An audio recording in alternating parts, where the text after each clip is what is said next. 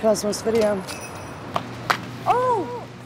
Chihuahua. Did you find what you wanted? Yes, I did. For more than 3 decades, 33 years. Exactly. That's a good run. Cosmos Video in Kaysville has been the movie store mecca. Because we had 15,000 titles. Walls of VHS, DVDs, comedies, kids classics, you name it. So we're talking volume. Well, I didn't think I'd get this many people in here. But the only time you see this many people in a video store these days We're giving away VHS free. It just feels like the end of an era. is when it's going out of business. Oh my gosh, I know what I need. Jen Calloway I don't rent at Redbox. I don't have Netflix. Help me find They Live. prefers the old school way of picking out a movie to watch. Yes.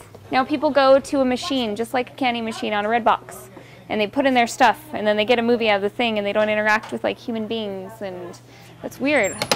Now saddened, the nostalgia of walking into her favorite video store The movies are guaranteed to work, just like always. will be no more. Most kids, like little ones, don't even grow up to know what a movie store is. Over the head. They all grow up to know a machine. She and so many others are grabbing up the good stuff I always liked the old original one.